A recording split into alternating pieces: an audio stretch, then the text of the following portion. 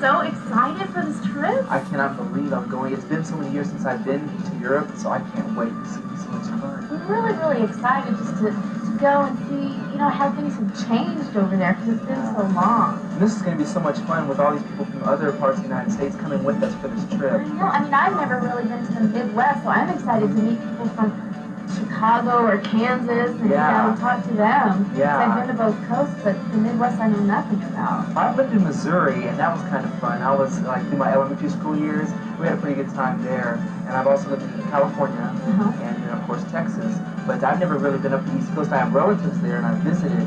But I know how they're a little bit different up in the Northeast. So that's going to be fun meeting all these people. Oh my! Do you get butterflies in your stomach when you fly? It's the takeoff I don't like. That leaning back part is kind of a drag for me. But once you level off, it's just like, hey, give me the peanuts and Coke, and let's do this. No, but when you fly, I think more than 9 hours or something, they have awesome food on the plane. That is true. Do you remember any German since you lived over there? Well, see, since I was there, kind of like 5th through 8th grade, I was mostly interested in football and girls. So I remember stuff as like Doomkopf, which is dumbhead. Or Guten Tag, basic stuff with my dad. Yeah, and then on Wiedersehen, of course, I learned how to count, but my dad became fluent.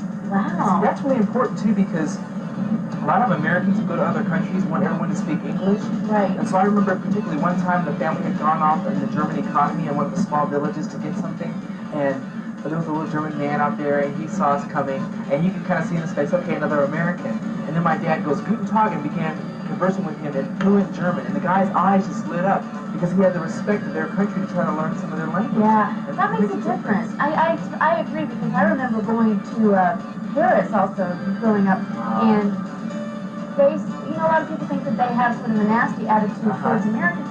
I don't think they do, but I think it's that when Americans just assume that everyone is like them, or like we are, but I just think if you're willing to make the extra effort, that they respect that. That is so true. That's a great example. Well, see, I took Spanish in high school, and when we went to Cancun, and my Spanish is pathetic, but I would try. Like you said, they'll laugh a little bit, but it's in fun, and they want to help. Right. If I just came in there always trying to speak English and acting like they should speak English, I don't think that's really nice or fair to them. You should have respect. Right, and it's also not fully experiencing your atmosphere, your culture, and where you are, because we can speak, English every day that we're here, but when we're in someone else's country, I think we sort of owe it to them to try. Yeah.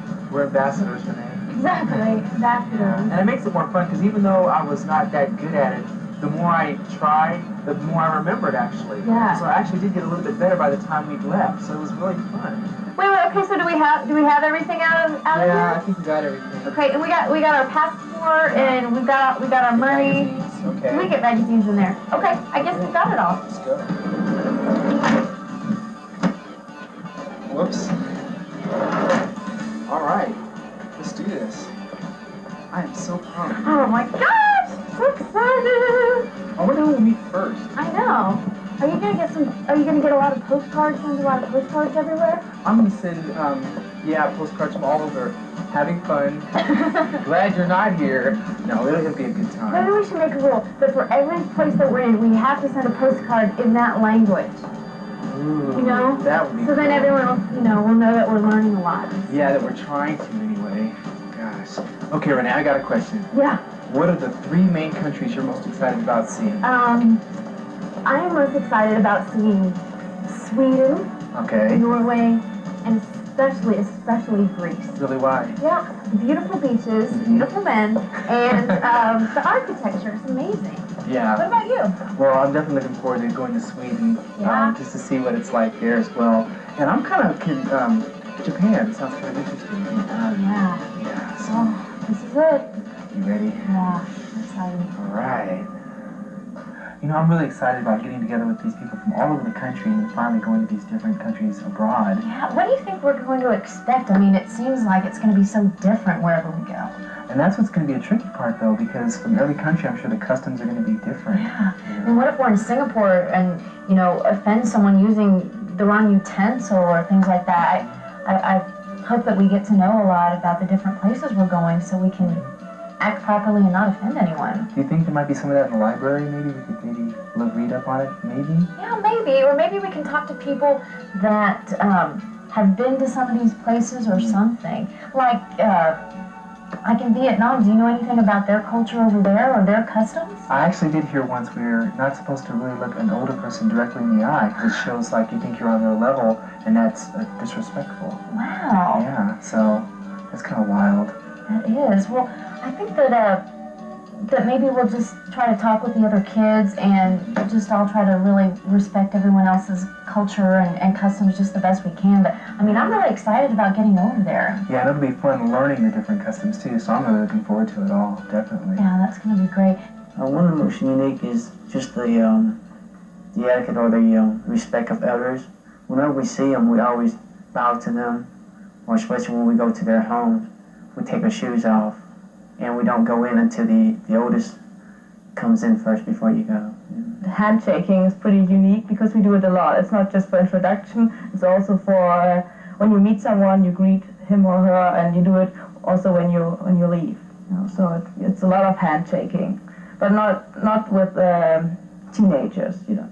There are lots of customs, but one thing that comes to my mind is that when a neighbor cooks something, a special dish maybe, he or she gives a cup of it to his or her neighbor, and when returning the cup back, the cup doesn't go back empty, you know. You have middle name in your name system, but we don't have the middle name, because the naming system, we have the last name goes first, so I was sometimes confused, because last name goes first, and then we have just the first name goes the next. So my name is Ham Si-hyun. Ham is my last name, and then Si-hyun is my first name. And that's it. We don't have any middle name. Okay. Probably the most unique custom is bonfire night, or Guy Fawkes night, is when we celebrate or remember when Guy Fawkes there was an internal conflict at the time, back probably, 300 years ago, and Guy Fawkes tried to blow up the Houses of Parliament, and we celebrate the fact that he was caught on the night he was trying to do it, and we have bonfires and burn an effigy of Guy Fawkes, and have fireworks. It's a similar kind of day, I guess, to July the 4th in terms of celebration that takes place, but it's the only place I know of that burns effigies of people at a celebration. I've not seen a similar thing over here. So what do you think the education systems are like in some of these places?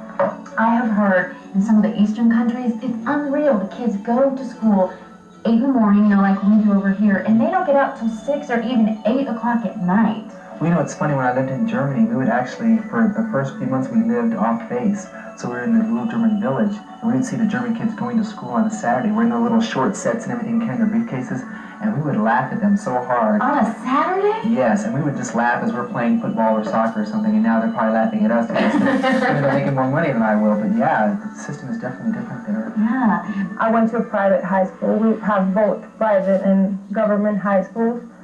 And I studied 3 years of chemistry, 2 years of physics, 3 years of physics actually, 2 years of biology, 2 years of philosophy and Spanish literature, universal literature or world literature, history, war history and Panamanian history. We have a class also called the relations between Panama and the U.S. since because of the canal, and it's a class that is taught about the treaties that have been signed by both governments throughout our history, and math, of course, you know, calculus. after you complete the 8th year of your high school, when you move to 9th year, you have an option to go to science group or to arts group or to commerce group. So we have these three options. If you choose to go to science group, then the subjects, like compulsory subjects, would be like physics, chemistry, mathematics, biology. I mean, you have options among these four. Like you have to take either three out of these four. And if you go to arts, then all the subjects related to arts, like psychology, history, all this stuff, economics. If you go to commerce, you have to take those bookkeeping, accounting, management. So the option is there when you choose whether you are going to science group or arts group or commerce group. But once you are in like science group, like you cannot just say, well, I'll not take physics or I'll not take, say, chemistry. The flexibility is limited, yeah. I know that the exams there are nationally based, so how well you do isn't determined by your teachers in terms of what prospective employers are going to look at. It's going to be the results they see from your national exams. And all your teachers do really is prepare you to take those exams. They don't really, the grades they give you have no bearing on your level, you might say, you get, because your teachers don't do that. They prepare you to take these exams. You take this exam with everyone else in the nation's taking it, who's taking that particular subject, and you'll be ranked by somebody you never met before. You know, there'll be a panel of examiners who will grade all the papers, and then you'll be compared with everyone from the whole nation rather than just from your school. Pretty much the same, except for the difficulty. It's quite harder than the United States. You can say junior high level in Vietnam would equate to high school or junior college here.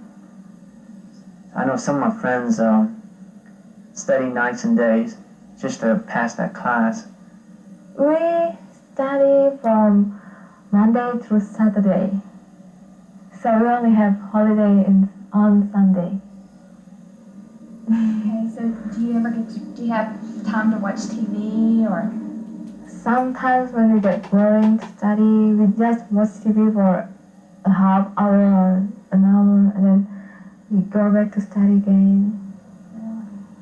Because we have many subjects, 14 subjects, and we have to study all of them, I think.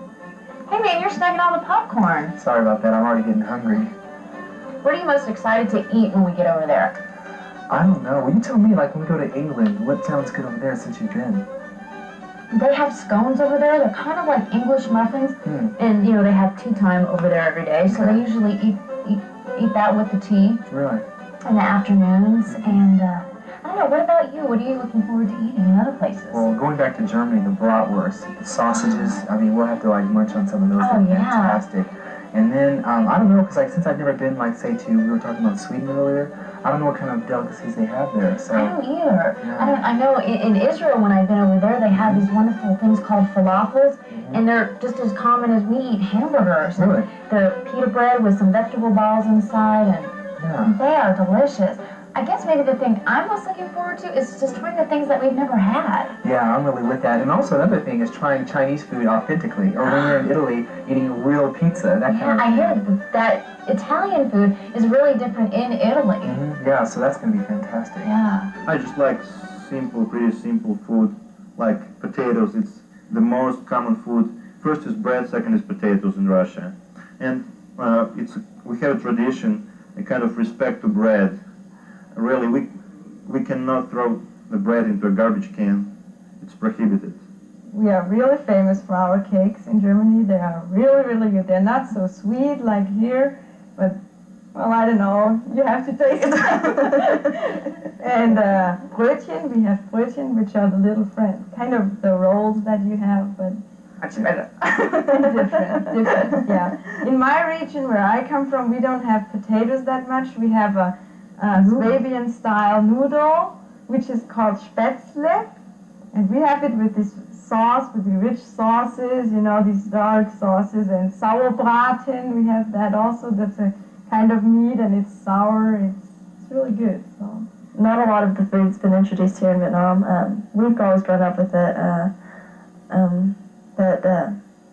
there's basically the same. Like there's egg rolls, we have fried rice, we have a lot of different soups. But there's not a certain one that a lot of people know of. Do you have a favorite? The favorite one, I think a lot of people like, it's called pho. It's like a beef noodle soup, and it's really big in our country.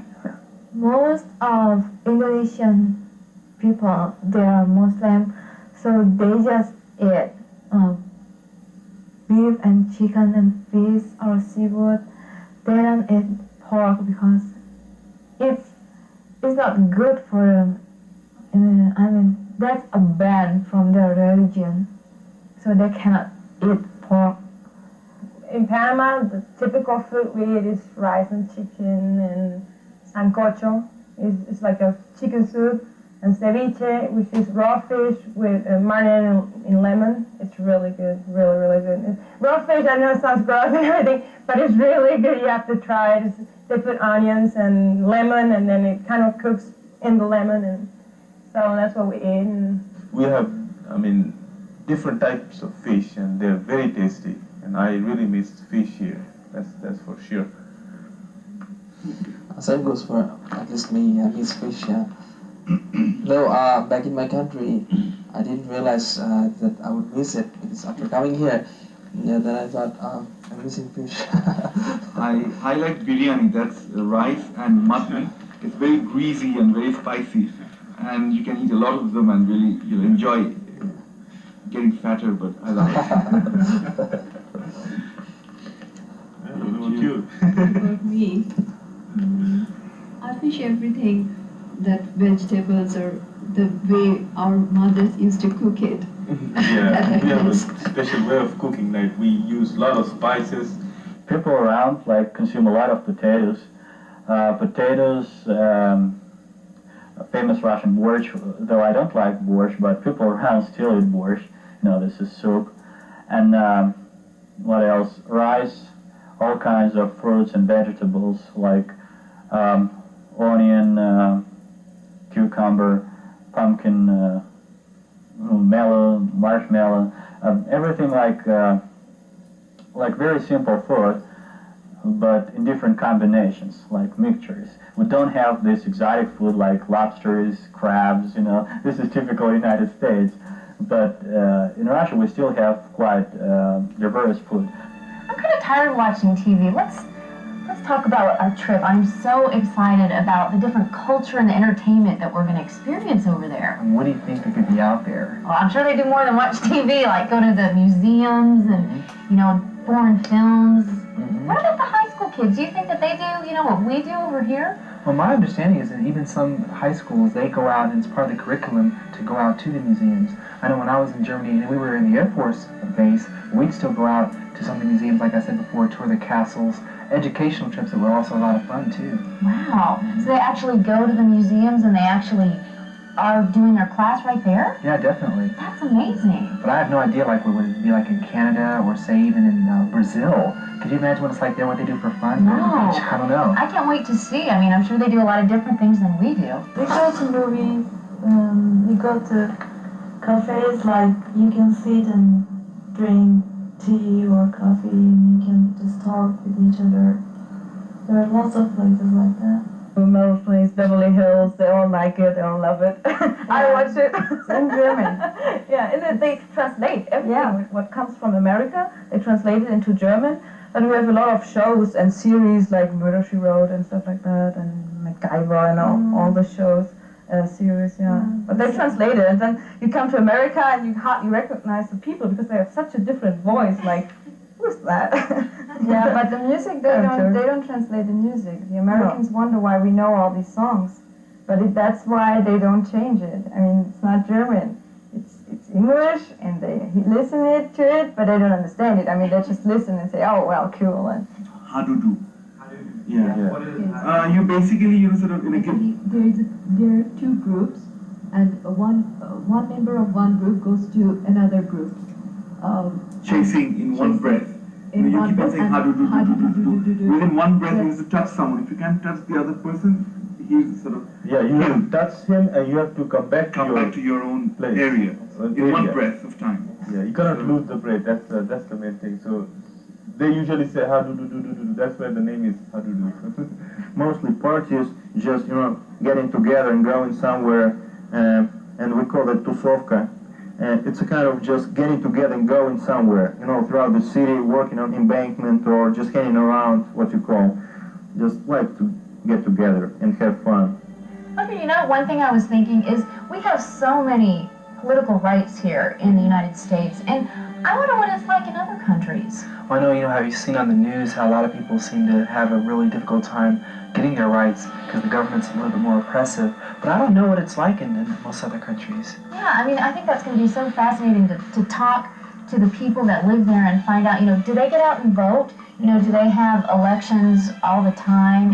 And plus, we're a capitalistic society, but not everyone is in this world. Yeah, I've seen in some documentaries and such where the so-called lower class is really separated. A lot of people are either rich or very poor. Definitely. And that's, of course, a horrible condition, but I wonder what it's like to actually be in some of these places. I know. I remember I went to Portugal one time, and in Lisbon, the really poor people were getting rid of their trash cans, dumping them in the window through an alley, but that's just what everyone did, and the classes were real separated. So it's going to be real interesting to see what that is like. And I'm also really curious to see if women get paid as much for what they're worth, like they're not always paid here. Yeah, we'll see. A lot to find out. For my parents' generation, women just stay at home and then do the household things, and they don't have a job. But recently it's been changed a lot, so a lot of women try to get a job. But it's I work in the company before I come here, and as a researcher in the industry. But even though I was the same researcher as guys, but I paid a little less than them. Yeah, the reason people do not have a car is several reasons. One is they have no money to buy a car. Second, government have a lot of limitation for people to buy a car because we have so many population and also a limited space. So that's the reason for the limitation. The system itself is pretty much like in the United States. We have president. President is elected directly by people, not by parliament. And we have parliament that is directly elected also by people, by constituencies. And we have two chambers of parliament. It's now debated whether it's now being debated in Russia whether one upper house of parliament should be just appointed by president or someone else, or it should be elected by people. But till now, it worked like both houses of parliament and the president is elected by people, and then the president chooses his government, and when he chooses his government, it should be again each member of his government should be appointed by parliament. So pretty much like in the United States. Here you can get $5 every hour, an hour. You can receive that maybe 3 days from 8 to 5 o'clock.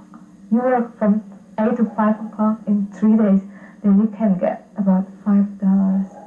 I think Panama is a big melting pot, and even more than the U.S. Because from what I've seen here, in every city they have like a black neighborhood, and then a Hispanic neighborhood, and then a white neighborhood. In Panama, we all live together.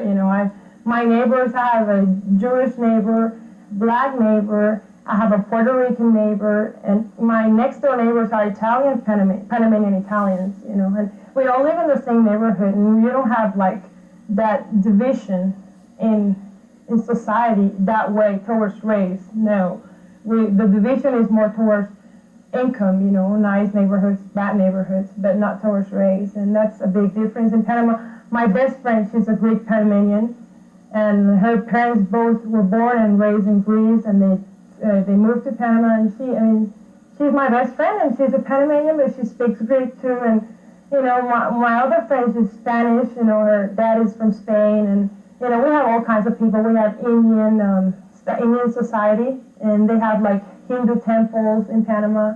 We have Muslim mosques in Panama. We have Greek Orthodox churches. We have Catholic churches, Baptist, Methodist, all kinds of religions too.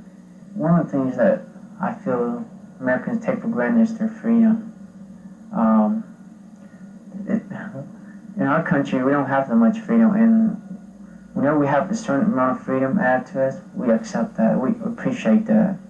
And here, they think it's probably I wouldn't say trash, but they think it's an everyday deal, and I don't like that. They need to appreciate a little bit more. At the beginning of the trip, I really didn't know what to expect.